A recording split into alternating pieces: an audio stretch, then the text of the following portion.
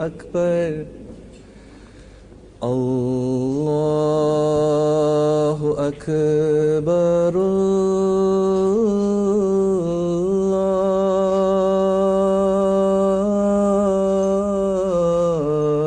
الله أكبر أشهد أن لا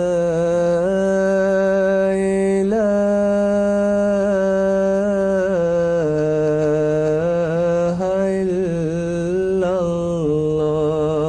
الله أشهد أن لا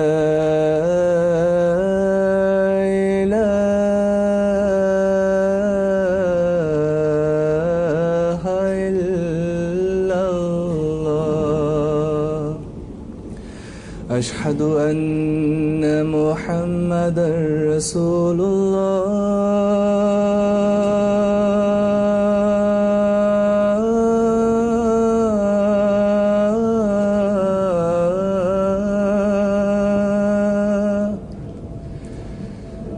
أشهد أن محمدا رسول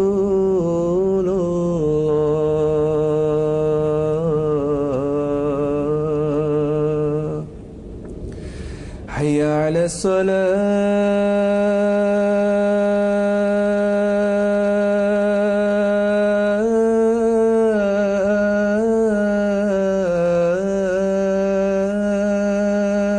الصلاة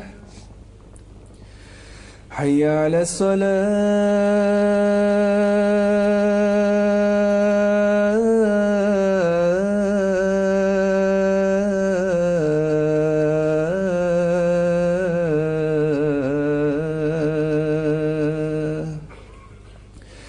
حي على الفلاح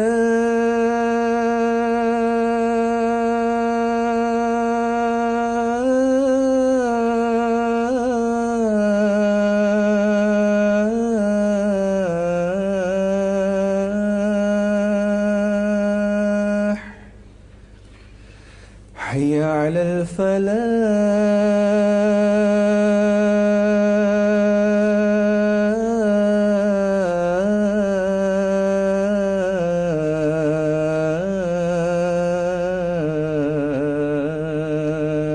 الفلاح الله أكبر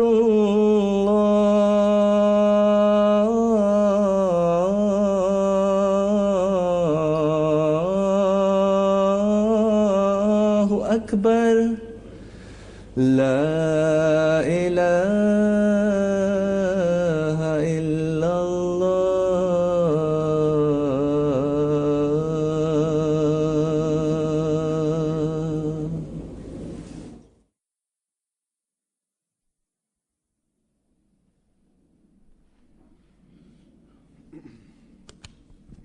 السلام عليكم ورحمة الله.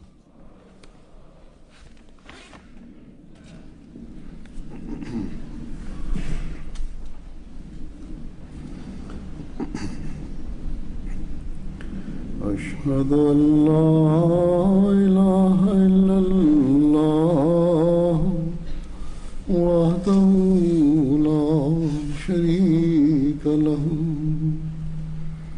وأشهد أن محمدا عبده ورسوله أما بعد فأعوذ بالله من الشيطان الرجيم بسم الله الرحمن الرحيم الحمد لله رب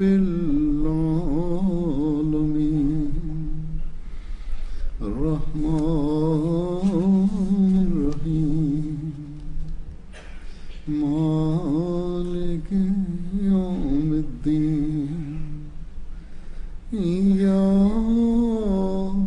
نعبد وإياك نستعين اهدنا الصراط المستقيم صراط الذين أنعمت عليهم غير المغضوب عليهم ولا الضالين.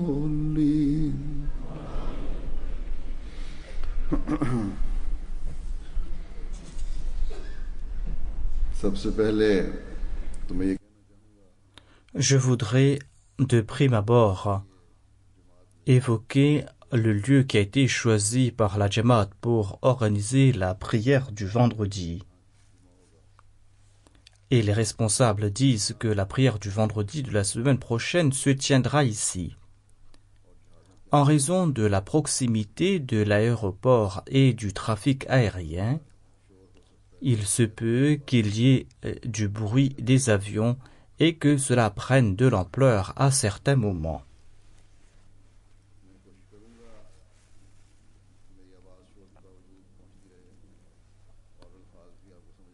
Je tenterai de me faire entendre en dépit du bruit et de faire en sorte que je sois compréhensible.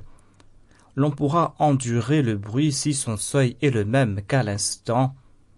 Ils disent que cela dépend de la direction du vent. Si le vent souffle dans cette direction, eh bien, le bruit sera plus fort.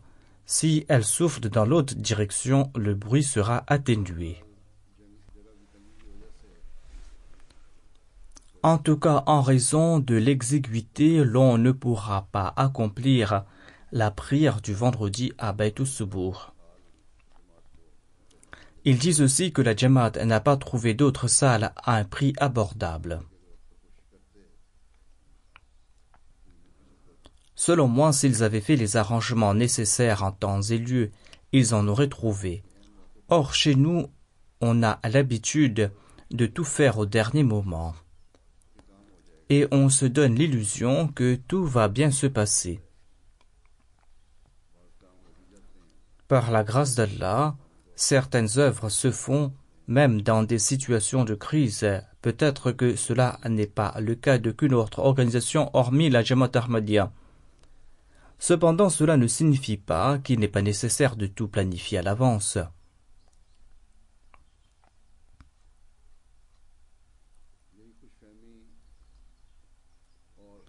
C'est en raison de ces illusions, c'est en raison de ce manque d'attention, et c'est en raison de cette insouciance que l'on n'arrive pas à organiser la prière du vendredi ou tout autre événement à Bayt al-Afia qui a été acheté récemment et qui est situé à côté du centre Bayt al-Subur.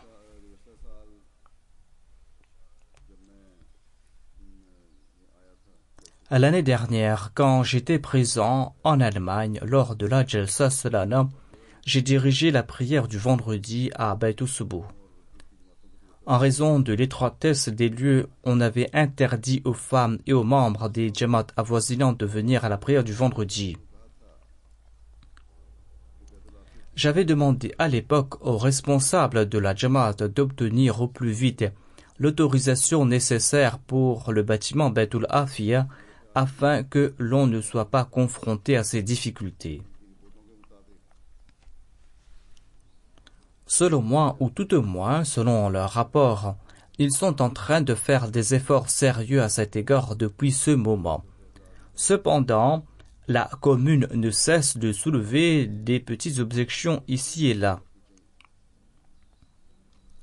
Les responsables auraient dû avoir tout cela en tête depuis le début, à savoir que la commune ne leur est pas soumise et qu'ils obtiendront facilement l'autorisation. Dès qu'ils ont acheté le bâtiment, ils auraient dû sérieusement faire les démarches pour l'autorisation afin qu'ils puissent l'utiliser et pour y apporter les modifications nécessaires. Si les travaux avaient débuté à l'époque, eh bien, nous n'aurions pas eu autant de difficultés aujourd'hui.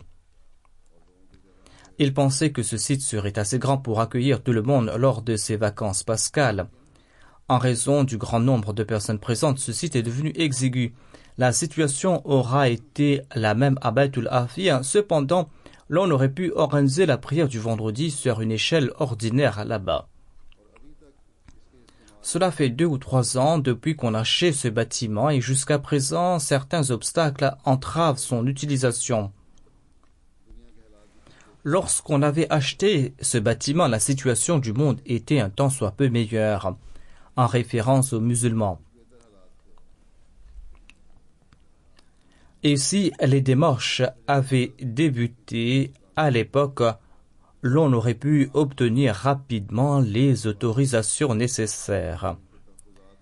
Mais aujourd'hui, leur appréhension concernant les musulmans ont pris de l'ampleur.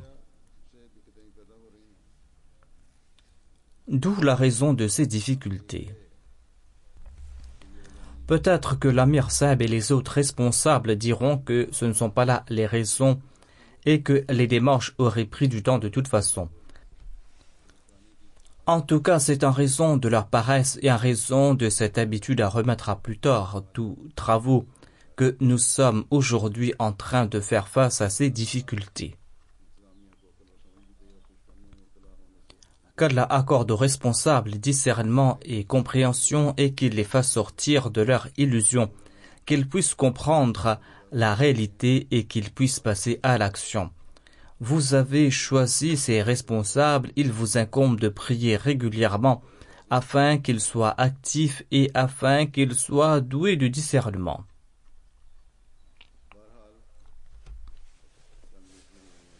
En tout cas, en quelques minutes, nous avons entendu 3 ou 4 avions passer au-dessus de nous. Il va falloir endurer cela.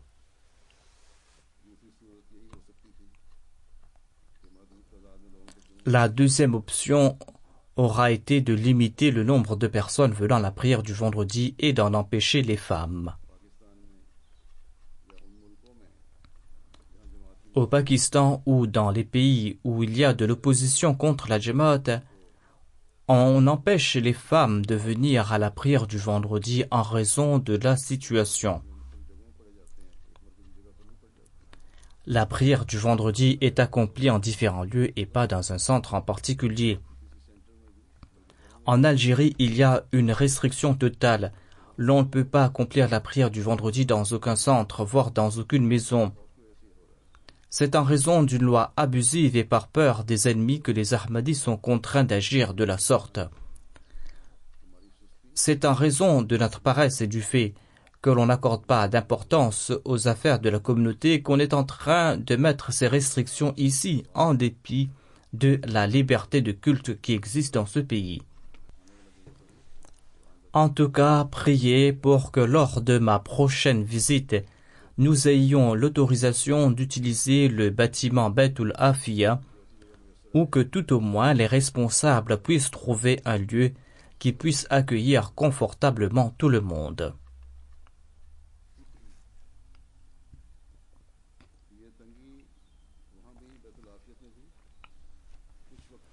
Baytul Afiya pourra, pour un certain temps, pallier ce manque d'espace. La Jamaat, Inch'Allah, grandira et elle est en train de grandir.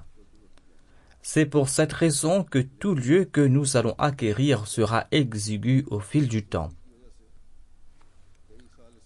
Après avoir acquis un bâtiment et n'ayant pas pu l'utiliser pendant plusieurs années en raison de sa paresse, il ne sera point approprié de présenter comme réponse qu'il est trop exigu.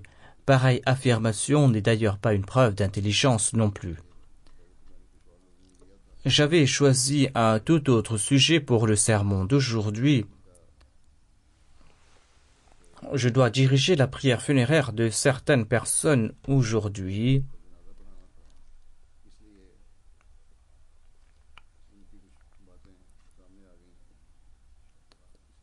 Et étant donné que certains faits les concernant m'ont été présentés, j'ai pensé que j'en ferai mention aujourd'hui. Parmi les défunts se trouve un martyr, se trouve un missionnaire et se trouve aussi une des petites filles du Messie promis alayhi salam.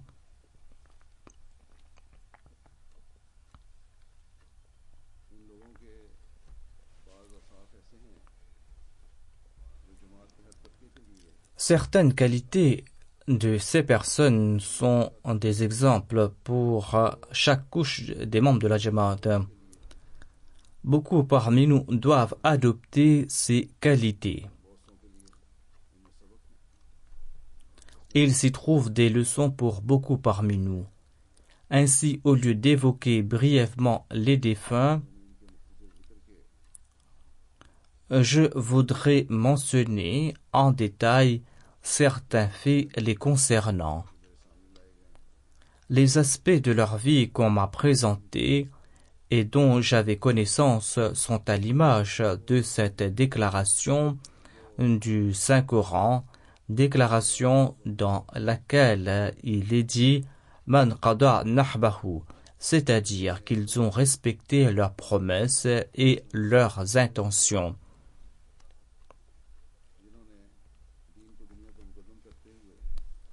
Ils ont, au cours de leur vie, respecté leur promesse de préférer la foi à ce monde, et ils se sont ainsi présentés à Dieu l'exalté.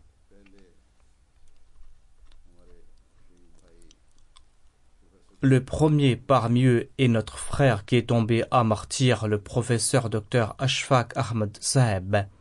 Il est tombé à martyr vendredi dernier.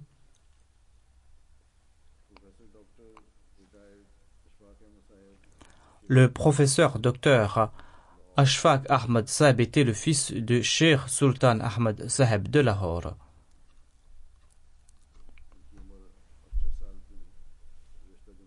Le défunt avait 68 ans.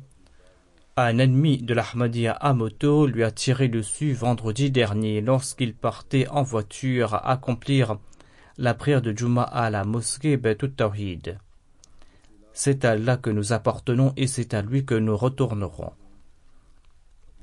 Selon les rapports qu'on a reçus, ce jour-là, le défunt partait dans sa voiture à la prière du vendredi accompagné de son petit-fils de 12 ans, Shahzeb, et de Zahir Ahmad, un Ahmadi du quartier de Sabzazar. Le défunt était lui-même en train de conduire la voiture et son petit-fils était assis à côté de lui. L'autre passager était sur le siège arrière. Ils avaient quitté le quartier Sabzazar et ils étaient arrivés à la rue Multan, où la circulation s'était arrêtée en raison des travaux. Dès que leur voiture s'est arrêtée, un individu à moto portant un casque s'est approché du siège du conducteur. Il a placé un pistolet sur la tempe du martyr et a fait feu et il a pris la fuite. La balle a traversé la tempe du défunt qui est tombé à martyr sur le coup.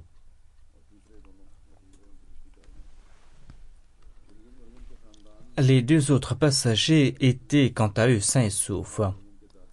Le grand-père du martyr, Cheikh Abdul Qadir Saheb, était le premier Ahmadi de sa famille. Il avait accepté le Messie premier l'Islam lors de sa visite à Ludhiana. Il était originaire de Sangrur, situé à l'est du Pendjab en Inde. Pir Miran Bakhsh, une grande personnalité de la région, avait accepté l'Ahmadiyya et avait invité le grand-père du défunt à en faire de même. Par la suite, le grand-père du défunt embrassait l'Ahmadiyya en compagnie de toute sa famille. Le grand-père du défunt avait rendu l'âme avant la création du Pakistan. Aisha Sahiba, sa grand-mère, avait pris la tête de la famille lorsqu'ils ont quitté l'Inde pour s'établir à Lahore au Pakistan. Après avoir passé quelque temps dans un camp, ils se sont établis à Nigar à Lahore, où le martyr est né en 1949. Après quelques années, la famille s'est établie à Rabwa. Après avoir complété ses études élémentaires à Rabwa, le défunt s'est enrôlé dans le collège vétérinaire de Lahore et sa famille est revenue s'établir dans cette ville de nouveau. Après avoir complété ses études de vétérinaire, il a commencé à enseigner en tant que conférencier, puis en tant que professeur. Le père du défunt, Sheikh Sultan Saheb, était sous-inspecteur dans la police du Pendjab. Il a ensuite servi comme inspecteur. Par la grâce d'Allah, le défunt était moussi, il éprouvait une grande affection à l'égard du califat. Il accomplissait régulièrement la prière Tahajjud et il était imbu d'un grand sens de l'hospitalité et il servait l'humanité. Il était obéissant vers les titulaires de poste et il était imbu d'une grande sincérité. Il était toujours prêt à servir à la Jamaat et possédait de grandes qualités. Il éprouvait une grande passion pour la transmission du message d'Allah. Il possédait de hautes valeurs morales et une grande humilité. C'est pour cette raison qu'il était très apprécié de ses élèves et de ses collègues. Il invitait ces derniers pour des repas chez lui et il leur présentait de manière convaincante le message de la Jamaat.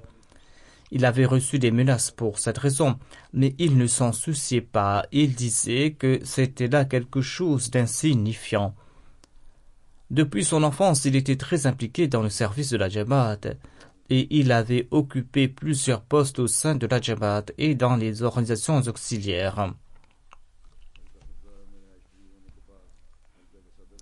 Après avoir élu domicile dans le quartier Sabzazar, il a servi en tant que président et en tant que Zaim et Allah adjoint et il a rendu de fiers services à ses postes.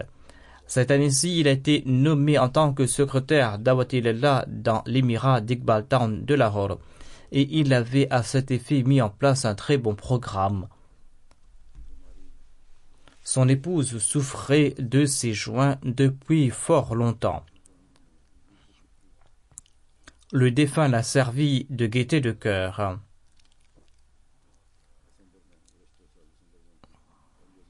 L'épouse du défunt est décédée en décembre dernier. Le couple n'avait pas d'enfants. Ils avaient un fils adoptif qui avait 2 fils, Shahzeb et Shahzain, qui habitaient avec eux à Lahore. Et l'un des deux partait probablement avec le défunt lorsqu'il se rendait pour la prière du vendredi. Un des frères du défunt, M. Ilyas, se trouve à Birmingham. Il raconte le défunt était un frère très bienveillant. Il n'était pas comme un grand frère à l'égard de ses petits frères. Il s'occupait d'eux comme d'un père.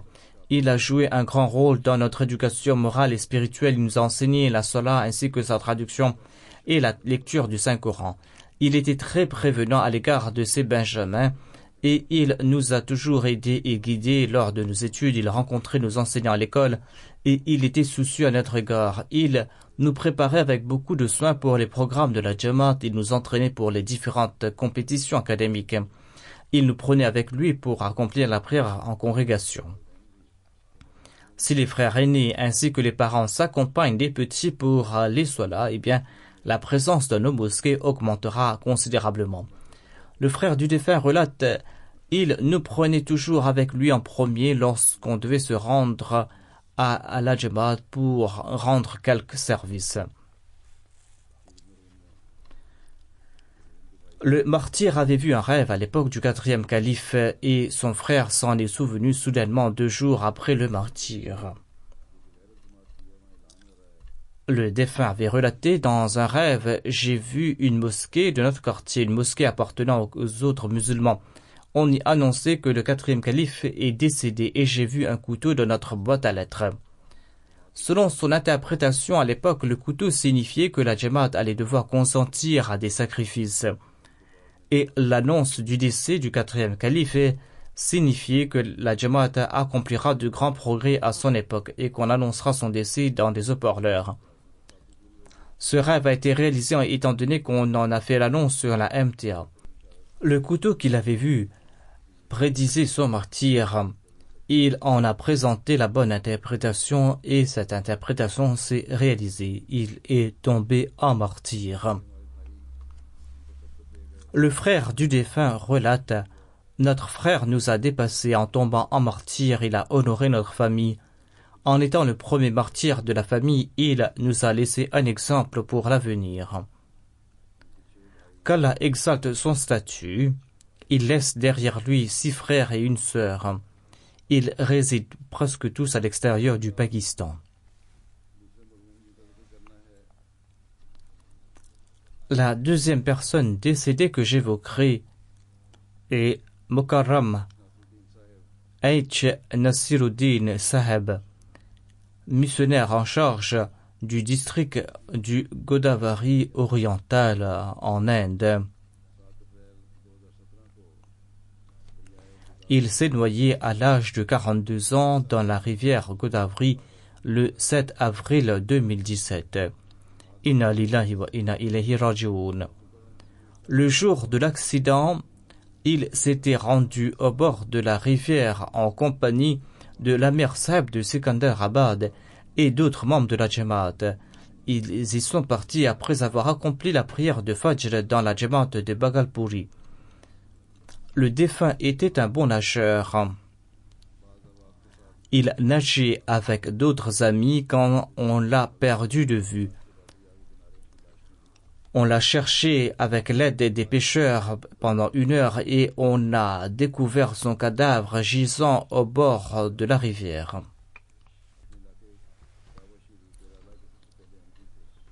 Makaram et Shahil Hamid était le père du défunt. Il était le premier Ahmadi de sa région dans le district de Kerala et une jamaat a été établie par son entremise. La mère du défunt s'appelait Chira Kerubi et elle était quant à elle parmi les premiers Ahmadis de la région. Le défunt avait complété ses études de missionnaire en l'an 2000 en Qadian. Il a servi brillamment comme missionnaire dans différentes localités dans les États d'Andhra et de Telangana.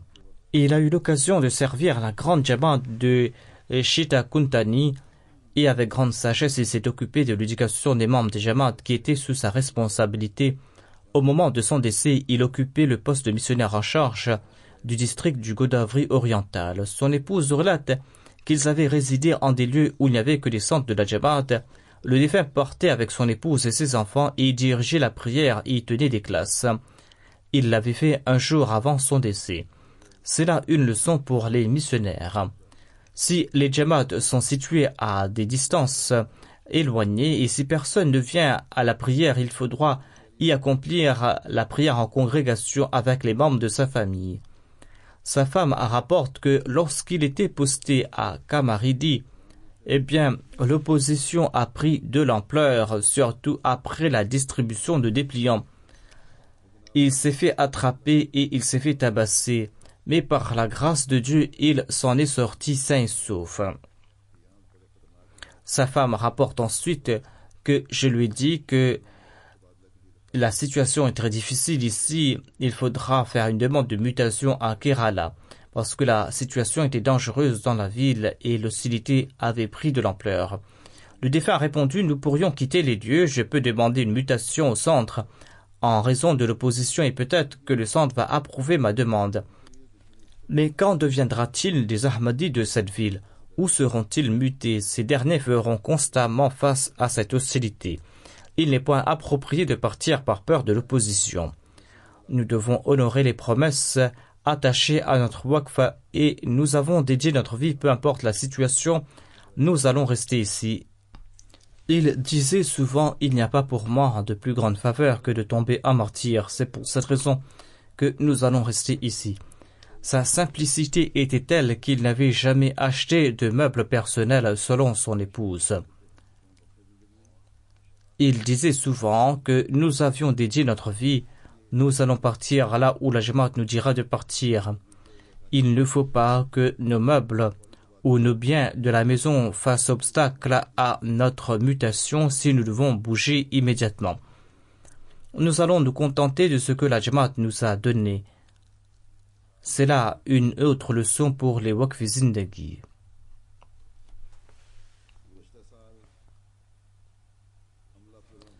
L'année dernière, il a été posté à Amlapuram.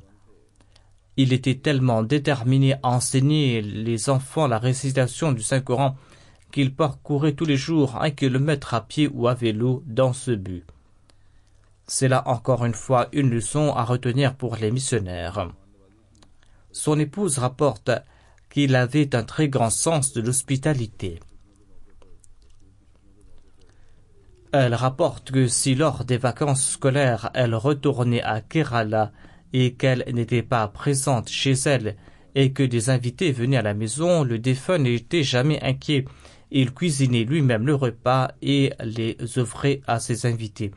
Il souhaitait souvent tomber en martyr. Le défunt disait à maintes fois: j'ai vu le Muslim Maud et mon père dans des rêves, et mon père m'appelait vers lui en faisant signe.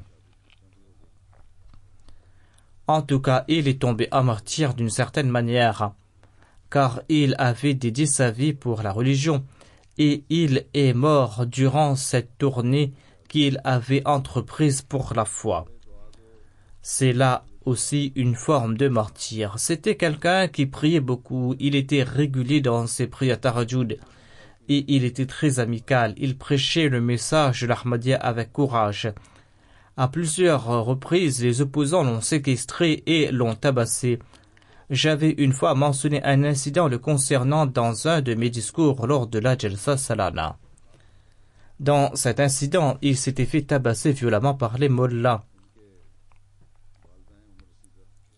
Le défunt laisse derrière lui sa mère qui est âgée, sa femme, ainsi que 2 fils. Il avait 2 frères aînés, H. Suleiman Saeb, qui est l'amir de la province de Palghat, Kerala, et H. Shamsuddin Saeb. Son 2e frère est en train de servir dans la section Malayalam de la Nazarat Nashro Ishat à Qadian. Navid Al-Fatah Shahid est un missionnaire qui a eu la chance de servir à ses côtés. Il rapporte concernant le défunt, Maulana H. Nasiruddin Saeb était à Kerala. Il était en train de servir dans la province d'Andhra et de Telangana depuis environ 18 ans. Ils étaient postés au même endroit et ils avaient ainsi la chance de se rencontrer souvent. Lors des réunions, le défunt faisait preuve d'une grande humilité. Il était toujours prêt à rendre n'importe quel service pour le succès de la Jamaat. C'était une personne emplie d'une grande affection, c'était quelqu'un qui appliquait ce qu'il prêchait. Il était régulier dans ses prières tahajjud et il tenait des classes pour l'éducation des membres tous les jours. Il avait réservé certaines heures pour les travaux du bureau. Son respect à l'égard des grands était une de ses qualités distinctives ainsi que sa bonté envers les petits. Il sortait régulièrement sans aucune crainte de ses opposants. Et c'est pour cela qu'il avait un très grand cercle d'amis parmi les non-Ahmadis. Il partait les rencontrer avec beaucoup de joie. Il était très aimé de tous. L'autre missionnaire rapporte que je n'ai jamais vu un signe de colère sur son visage. Il se comportait avec beaucoup de bonté envers les Molimines. Il prenait soin d'eux et était tellement affectueux que tout le monde qui le rencontrait devenait son admirateur. Il étudiait les ouvrages du Messie premier l'Islam régulièrement. Il consacrait une partie de la journée pour cette lecture. C'est également une chose très importante pour tout missionnaire. Le défunt ne ratait jamais à la lecture du Saint-Coran. Il écrivait son journal tous les jours et il écoutait avec une attention particulière les conseils émanant du calife. Il écoutait les sermons attentivement et il faisait également de son mieux d'appliquer toutes les directives du calife. Il ne présentait aucune excuse. Il essayait d'agir en fonction de chaque parole du calife. Ceci est encore une fois très important pour tous les missionnaires, les Waqf Zindagi. Il avait un très grand amour pour le califat ainsi que pour le saint prophète Mohammed sallallahu alayhi wa sallam ainsi que pour le Messie premier l'Islam. On dit que c'était là une de ses qualités particulières, une qualité qui était très évidente en sa personne. Une fois, les opposants l'ont emmené dans la mosquée Bilal de Kamaredi et l'ont tabassé violemment. Il a enduré les coups patiemment sans broncher. L'autre missionnaire rapporte que le défunt a été admis à l'hôpital avec l'aide de la police après s'être fait tabasser et j'étais parti le visiter à l'hôpital. Bien que son corps fût couvert de blessures et de bandages, le défunt avait le visage brillant. Il y avait sur son visage une joie spirituelle. Il était très content et racontait lui-même l'incident en ces mots. Il disait que les opposants me demandaient « Qu'est-ce que Mirza Ghulam Ahmad s'est-il revendiqué ?» Je répondais qu'il s'était dit être un prophète zilli. Sur ce, les opposants me frappaient encore une fois. Lorsque j'étais demi-mort, ils me demandaient de nouveau le sens d'un prophète zilli. Je répondais que Mirza Ghulam Ahmad disait qu'il avait reçu son statut de prophète en raison de son amour pour le saint prophète Mohammed sallallahu alayhi wa sallam. Et les opposants me tabassaient de nouveau. Il racontait cet incident en disant que c'était là une faveur divine, que Dieu m'a accordée. J'ai pu pour sa cause endurer ses persécutions et être tabassé.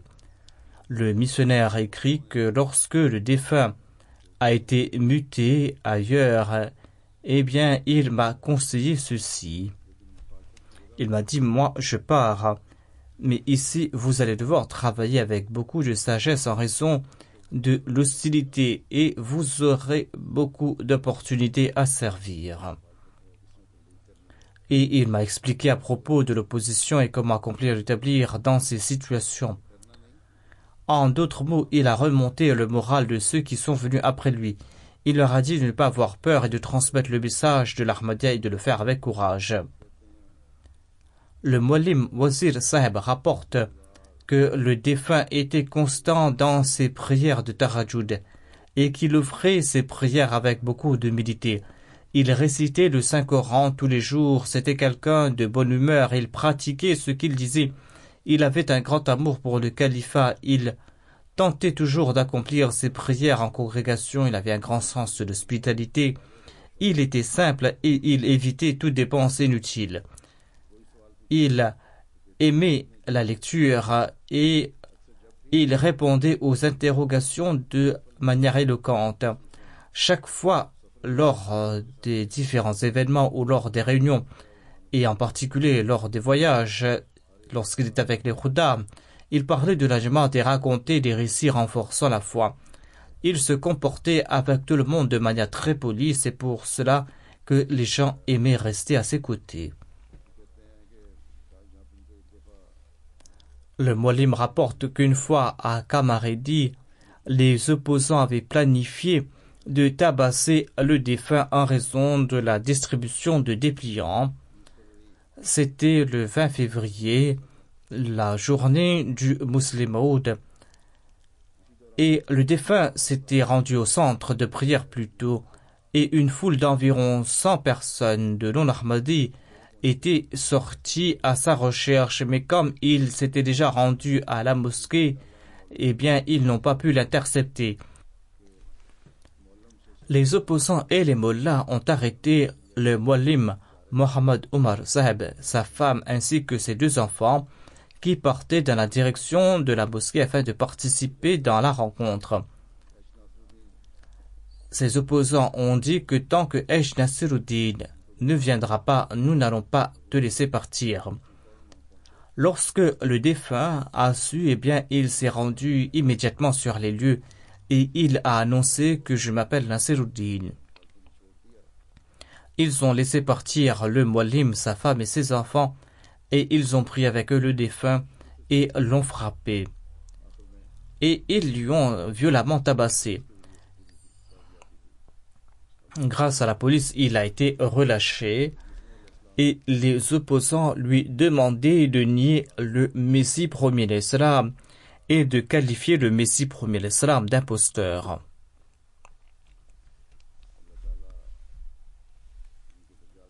Qu'Allah l'élève en rang et qu'il accorde à ses enfants de la patience.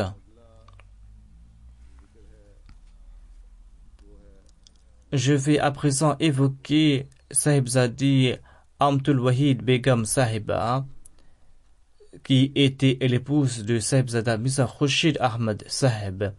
Elle est décédée le 10 avril 2017 à 22h à l'âge de 82 ans. À Allah nous appartenons et c'est vers lui que nous retournerons. La défunte était la fille Benjamin de Hazrat Mirza Sharif Sahib et elle était ma tante paternelle.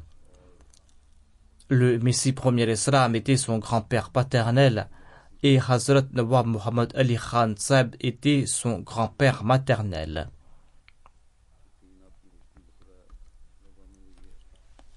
La défunte a été enterrée à la Bashti Makbara à Rabwa. Elle est passée par 2 grandes maladies, des maladies très dangereuses, des maladies qu'elle a endurées avec beaucoup de patience et de courage. Le docteur Nouri a écrit au sujet de la défunte.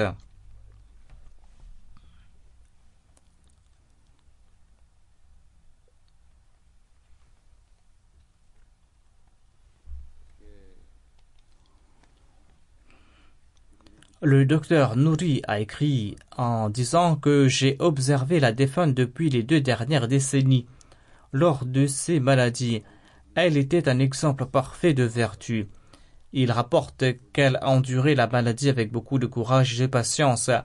Elle était atteinte du cancer et durant ces derniers jours, sa situation était très critique du point de vue physique et mental.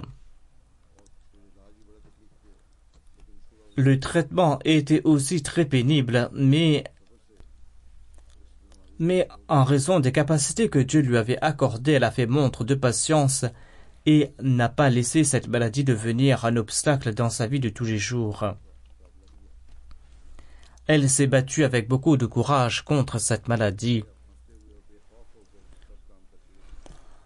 Le docteur écrit qu'elle faisait tous ses travaux avec un sourire au visage et sans aucune crainte. Elle était satisfaite du souhait divin.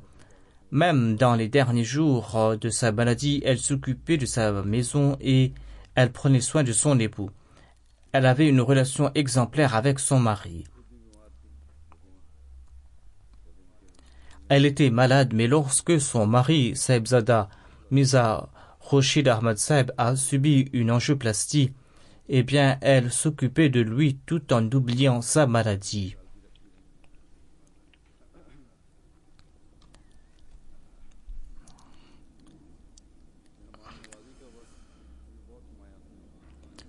Elle avait un très grand sens de l'hospitalité. Elle accueillait ses invités, peu importe l'heure à laquelle ils venaient, et la plupart de ses invités étaient de l'étranger. Et durant les jours de la Jalsa et des Shura, elle prenait grand soin de ses invités.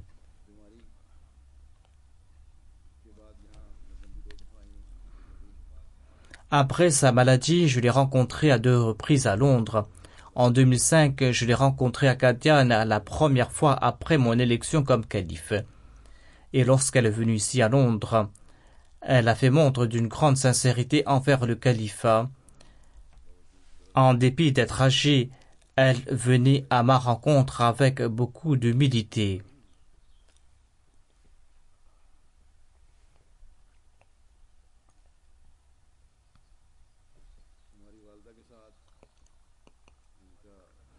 Notre défunte mère était sa belle-sœur. Étant la plus petite fille de Hazrat Mirza Sharif Ahmad Sahib, elle avait le même âge que ma plus grande sœur.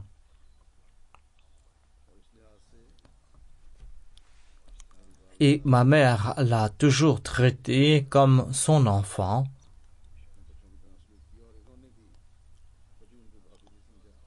Elle aussi, elle ne l'a jamais considérée comme sa belle-sœur. J'ai toujours observé qu'elle avait un très grand respect pour ma mère et qu'elle la considérait comme une aînée. Et elles avaient une relation exemplaire.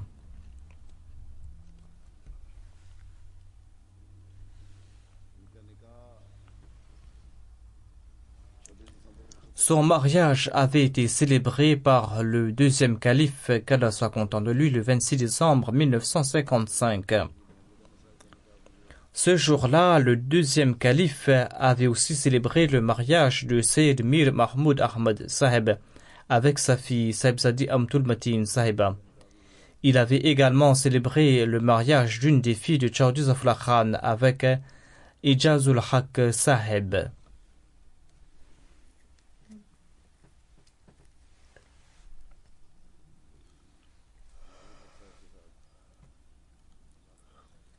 Le deuxième calife avait également célébré le mariage d'une des filles de Chowdhury Khan avec Ijazul Haq Saheb.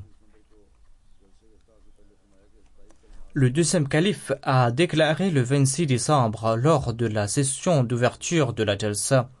Il a dit avant l'inauguration de la Jalsa et avant la prière, je vais annoncer quelques nikas. En général, les mariages sont annoncés le 29 décembre après la Jalsa. Mais ces mariages sont des exceptions. Tout d'abord parce que le premier mariage sera celui de ma fille Amatul Matin avec Sayyid Mir Mahmoud Ahmad Saheb, fils de Mir Ishaq Saheb. Le deuxième est celui de la fille de Chowdhury Zafrullah Khan. Et le troisième mariage est celui de Amatul Wahid Begum, fille de Mirza Sharif Ahmad Saheb, avec Mirza Khurshid Ahmad Saheb. Et Mirza Khurshid Saheb est également un Waqf Zindagi. Le Muslim Maud a ajouté qu'il est en train de poursuivre ses études pour le moment et qu'il va dédier sa vie par la suite. Ensuite, le Muslim Maud a prononcé quelques paroles de prière et il a déclaré « Oh Allah, bénis tous ces mariages et fasse qu'ils soient à la base de tout progrès matériel et de la force de la communauté à l'avenir. »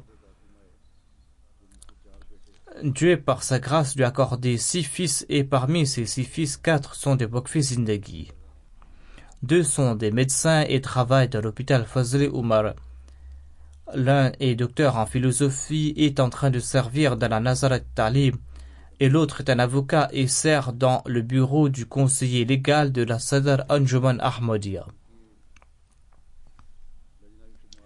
La défunte a servi pendant 29 ans au sein de la Lajna Imaïla.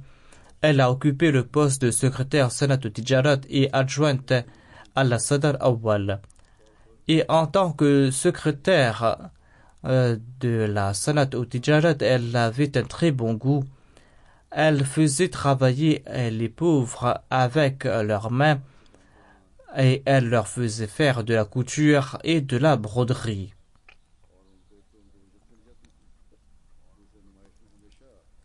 Ces derniers étaient rémunérés et en raison de ces travaux artisanaux, eh bien, grand nombre de femmes venaient visiter l'exposition. La défunte obéissait ses supérieurs, peu importe leur âge et peu importe leur lien de famille.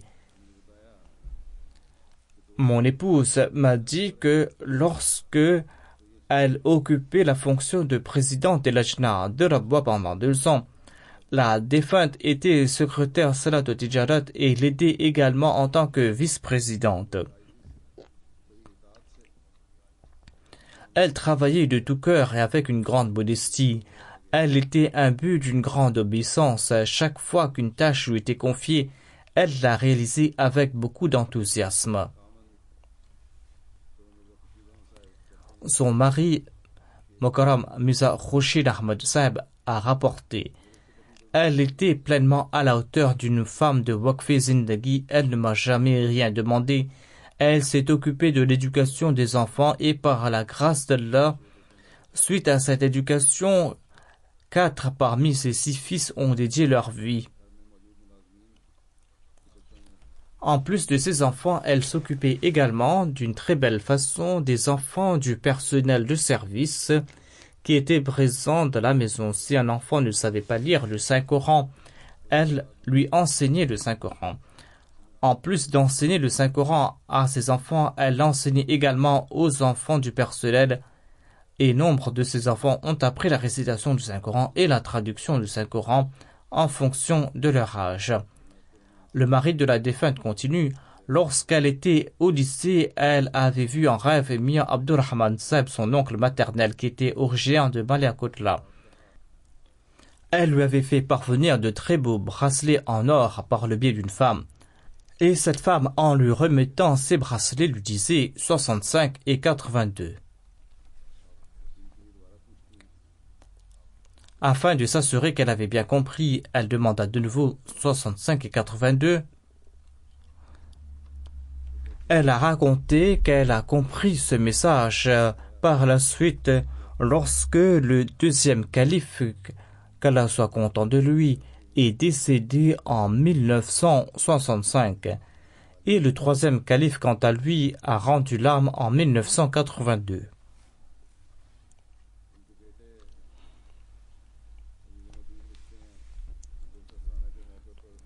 Son fils Adil écrit: lors de la Jalsa Salana, on recevait plus de 100 invités à la maison et elle s'occupait d'eux avec une grande joie. Lorsque le quatrième calife avait émigré, c'est elle qui avait préparé du thé pour le voyage ainsi que d'autres choses pour le trajet. De ses propres mains, elle avait l'habitude de préparer et d'envoyer des gourmets au quatrième calife. Et tout comme elle le faisait pour le quatrième calife, elle en faisait de même pour moi. Elle préparait et m'envoyait du halwa qui était une de ses spécialités.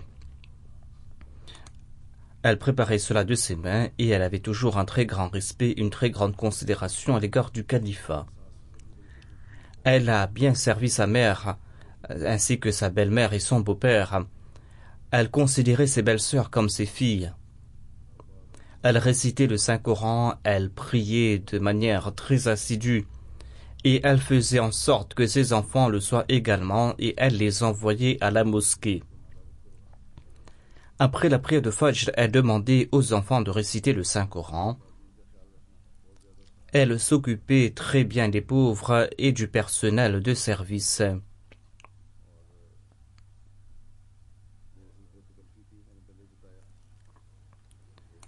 Il n'y avait aucune formalité entre nous, étant donné que nous habitions dans la même maison. Son fils écrit que, après avoir été élu calife, elle disait à mon propos: avant son élection comme calife, elle exigeait du calife certaines tâches. Qui va le faire à sa place à présent? Qui va s'occuper de mes terres à présent? Je lui rassurai à ce propos et jamais elle n'a fait des demandes à cet égard. Et elle faisait ce que je lui demandais de faire et elle était satisfaite à cet égard. L'une de ses belles-sœurs, qui est également la femme de mon frère, a écrit que nous avions avec la défunte une relation qui ressemblait à celle d'une mère avec ses filles. Après le décès de notre chère mère, la défunte s'est grandement occupée de nous. Lors de nos mariages, elle s'est occupée elle-même de nos robes, de nos bijoux, de la dot, comme le fait une mère pour ses filles. Après le mariage, jusqu'à maintenant, elle m'envoyait une somme d'argent lors de la fête de la Ride, comme le fait une mère pour ses filles. Elle a élevé plusieurs de ses enfants à la maison et elle avait une attention particulière pour l'éducation mondaine et spirituelle de ses enfants pauvres. Elle élevait elle-même une fille adoptive et elle a préparé son mariage et envoyé un message à nous toutes, ses belles-sœurs, en disant que si nous ne participions pas à ce mariage, eh bien, elle ne viendra pas au mariage de nos enfants. C'est ainsi qu'elle exprimait son amour et sa proximité avec les pauvres. La plus jeune de ses belles-sœurs a écrit à ce sujet. Une fois, je lui ai demandé à partir de quel âge elle avait commencé à accomplir la prière Tahajjud. Mais jamais la défunte m'a répondu. Elle évitait de répondre, mais après avoir insisté, elle m'a répondu que j'accomplis la prière Tahajjud dès l'âge de 12 ans. Elle s'est elle-même occupée financièrement des dots et des frais d'éducation de nombreux enfants, et elle participait également au fonds de la Jina consacré à l'artisanat. S'il n'y avait pas grand monde pour le mariage d'une fille pauvre, eh bien, elle envoyait le repas de chez elle.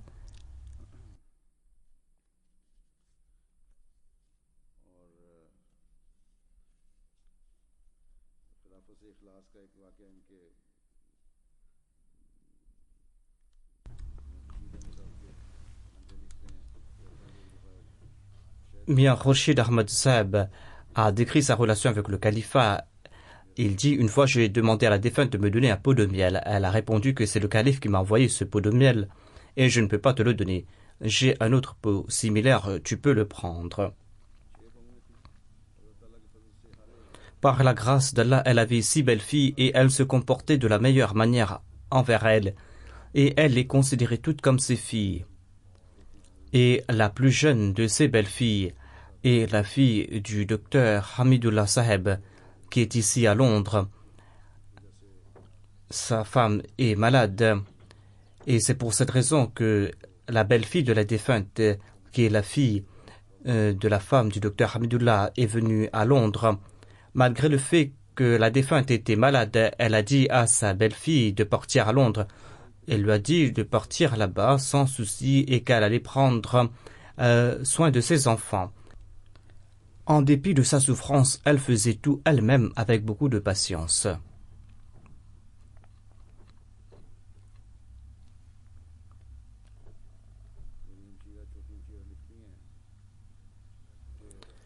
Ma plus jeune sœur écrit au sujet de la défunte.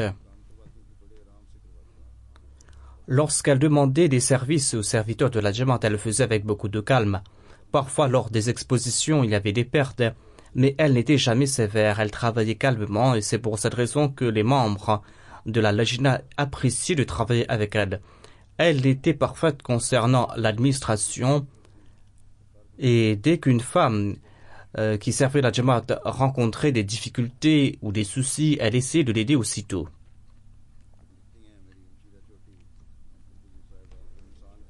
Ma sœur Amtul Qudus Sahiba écrit « Dans les œuvres de l'homme, il y a toujours des manquements » et elle accordait une grande importance au Saint-Coran et aux hadiths. La piété faisait partie intégrante de sa personne. Lorsqu'elle constatait que quelque chose allait à l'encontre de nos traditions et de nos enseignements, elle s'y opposait ouvertement.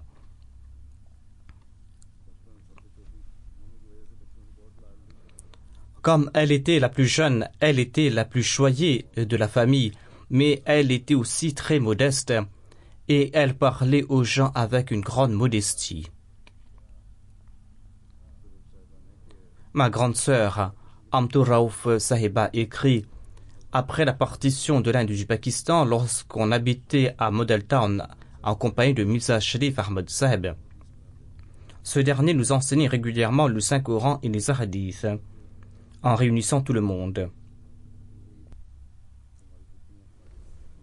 Depuis ce temps, notre tante Amtul Wahid Sahiba, qui est décédée, a vu naître en elle un grand enthousiasme et elle étudia elle-même ses écritures saintes et enseigna aux enfants et aux autres le Saint-Coran et les hadiths. Il y avait un des enfants qui avait des problèmes d'élocution et elle lui enseigna la récitation du Saint-Coran en restant des heures et des heures à répéter avec lui.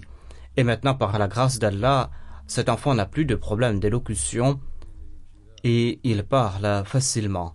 Ma sœur écrit en disant qu'après le brevet, la défunte a fait le baccalauréat arabe. Elle commençait à étudier après la prière de Tahajjud et elle accordait toujours une grande importance à la Salah.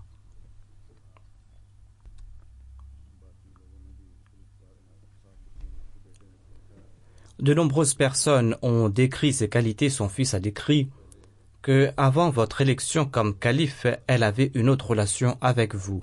Mais après votre élection comme calife, elle a dit que, à présent, il n'est plus mon neveu, il est le calife. Il n'y a plus que de relation de califat avec lui. Lorsqu'elle venait ici, elle venait également me rencontrer. Parfois, elle était assise et elle se levait soudainement. Je lui demandais de rester assise car elle était malade. Ma femme aussi lui demandait de rester assise, mais elle se levait immédiatement. Elle avait une grande confiance en Allah l'exalté. Une fois, un de ses fils se maria avant son aîné, mais elle n'avait préparé une portion de la maison que pour l'aîné. Son mari lui proposa alors d'attribuer cette portion au jeune pour le moment car il n'avait pas le moyen de faire plus. Elle répondit non, ce qui a été préparé pour l'aîné sera accordé à l'aîné et Allah nous donnera les moyens. Une fois par hasard ou par le décret d'Allah, En lisant le Saint-Coran, son attention fut attirée vers un verset du Saint-Coran. Après quoi, elle dit à son mari que, de par ce verset, je comprends qu'Allah va combler nos besoins. Ainsi, à cette époque, la vie n'était pas chère. Elle a remporté un prix de 100 000 roupies de l'État et avec cet argent, elle a fait bâtir une maison.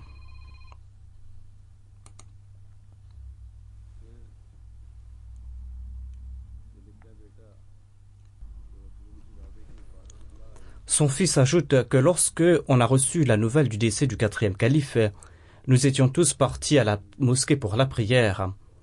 Notre mère aussi était très triste.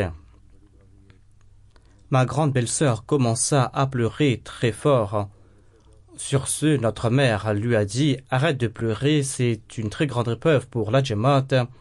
C'est le moment de prier, prie davantage. »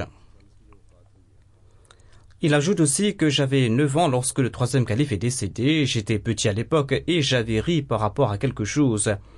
Et la défunte m'a réprimandé, elle m'a dit « Tais-toi, tu ne sais pas dans quel état la Jamaat se trouve aujourd'hui. » Elle nous a fait prendre conscience de l'importance de la Jamaat dès notre plus jeune âge. La défunte enseignait aussi différentes sourates aux enfants en les encourageant. Une fille qui a été élevée chez elle et dont le mari est en train de servir la Jamaat dans le bureau du secrétaire privé a dit que « J'ai grandi chez la défunte depuis l'âge de 4 ou 5 ans et elle m'a enseigné, elle a fait tout pour mon éducation, elle m'a marié. Après le mariage, dès que j'avais besoin d'un service, elle m'appelait chez elle. » Elle ajoute une fois, elle est venue chez moi et a vu un ancien canapé. Elle m'a demandé où j'avais trouvé ce canapé. Je lui dis, c'est un voisin qui nous l'a offert. Elle m'a dit de l'enlever et elle nous a offert un nouveau canapé. Elle s'est occupée de l'éducation académique de mon fils et jusqu'à ces derniers jours, elle a fait faire des bijoux pour le mariage de ma fille et pour le mariage de mon fils. Elle faisait tout et elle était attentive à propos de tout. Elle tenait aussi à ses relations bâties par l'allaitement. Le fils de sa nourrice qui l'avait allaité est en Suisse. Il dit à chaque fois que mon père était inquiet ou qu'il avait des difficultés, eh bien la défunte s'est occupée de lui. De même, l'un de ses proches de sa sœur de lait m'a écrit « Elle s'occupait d'elle, dit-elle, en toute modestie lorsqu'elle était malade. » Voilà donc les qualités que possédait la défunte, qu'Allah l'exalté permet également à ses enfants de développer ces mêmes qualités et qu'ils soient fidèles envers le califat et qu'Allah l'exalté élève son rang.